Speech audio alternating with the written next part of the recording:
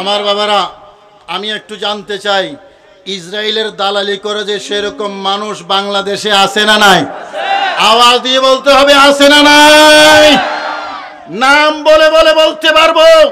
যারা সরাসরি ইহুদিদের পক্ষ নিয়েছে, টুপিও আছে, দাড়ি আছে, জুব্বা আছে, আবা আছে, নসিহত আছে, তারাও কোরআন দিয়ে কথা বলে, তারাও হাদিস দিয়ে কথা বলে, সহিহ হাদিসের কথা বলে। ওই হাজার হাজার শিশুকে হত্যা করেছে, নারীকে হত্যা করেছে, আমাদের কলিজা রক্তকরণ হচ্ছে। আমার ইসরায়েল, আমার ফিলিস্তিনের ভাইদেরকে এভাবে যারা শহীদ করেছে, সেই নেতানিয়াহু ইহুদিদের দালাল বাংলাদেশে বসে কোরআন সামনে নিয়ে, হাদিস সামনে নিয়ে ইহুদিদের দালালি করে, আছে না নাই? বলেন, তারা কি হেদায়েতের উপর আছে নাকি গোমরাহ? আওয়াজ দেন, কি এরা কি আসল না নকল? আওয়াজ দেন, আসল না নকল? এদের ব্যাপারে সতর্ক থাকা দরকার আছে না নাই? আওয়াজ দেন, আছে না নাই? রাস্তা একটা। আমার সুন্নি ভাইয়েরা যারা আছেন, যারা আল্লাহকে ভালোবাসি, যারা নবীকে ভালোবাসি, যারা ওলিদের পক্ষে, ঠিক কিনা? কারা কারা ওলিদের পক্ষে হাত তোলেন?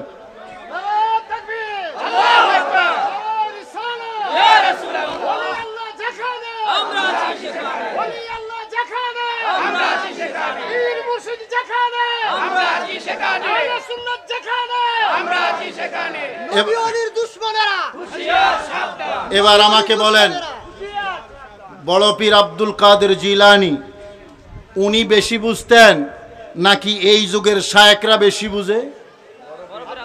আওয়াজ দেন। বড় পীর আব্দুল কাদের জিলানী বেশি বুঝতেন, গরিব নওয়াজ বেশি বুঝতেন। তো এখন যারা শেখ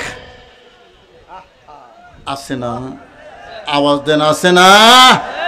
এখন যারা শেখ, যারা ফিলিস্তিনের যোদ্ধাদেরকে সন্ত্রাসী বলে, এদের থেকে আমার গরিব নওয়াজ বেশি জানতেন, আমার গৌসুল আজম দস্তগীর বেশি জানতেন, হযরতে শরফুদ্দীন চিশতি বেশি জানতেন, বাবা শাহজালাল বেশি জানতেন। সুতরাং এদের কথা শোনা দরকার নাই। আমরা ওই যে গৌসবাক আব্দুল কাদের জিলানী সহ আল্লাহর ওলিরা যা আমাদেরকে দিয়েছেন, যা শিক্ষা দিয়েছেন, এটাই আমাদের জন্য যথেষ্ট। কথা বলেন, ঠিক কিনা? সুতরাং সবাই ঐক্যবদ্ধ থাকবেন। আমি আগেই বলেছি, ইঁদুর ঢুকতেছে ঘরে ঘরে, আকীদার দুশমন ঢুকতেছে ঘরে ঘরে। কিছু চোর আছে জুতা চুরি করে, কিছু চোর আছে ঈমান চুরি করে। কোনটা ডেঞ্জারাস? আওয়াজ দেন না। ঈমান চোর ডেঞ্জারাস, কিন্তু আমরা চোখ খোলা রাখি জুতা চোরের জন্য। ঈমান চুরি হয় কিনা সেখানে আমাদের কোনো এত খেয়াল। মনে করি হুজুর তো হুজুরে, বাপরে কত লম্বা দাড়ি, কত মানুষ হয়েছে হুজুরের মাহফিলে। ঈমান চোর আছে না নাই? মনে রাখবেন, মুফতি শহীদুল্লাহ বাহাদুর সাহেব অনেকগুলো মাসালা আপনাদেরকে বলেছেন, সবগুলো আহলে সুন্নাত ওয়াল জামাতের মাসালা। আমি ওসমান গনি সালিহ সাহেবের আলোচনা শুনি নাই, আমি কোনো মাসালার দিকে যাচ্ছি না, শুধু সতর্ক করতেছি। সুন্নি মানে আহলে সুন্নাত ওয়াল জামাত, এটা হলো পিওর, এটা হলো আসল, এটা হলো জান্নাতের, এটা হলো নাজাতের, এটা আল্লাহ এবং রসুলের। কথা বলেন, ঠিক কিনা? এর বাহিরে যাওয়ার কোনো সুযোগ, আওয়াজ দেন, কোনো সুযোগ নাই। আপনি যেই পীরের মুরিদে হন, আমাদের শফিকুল ইসলাম সাহেব আছেন এখানে, আছেন না? ওনার আব্বাজান অনেক মুখলেস মানুষ ছিলেন।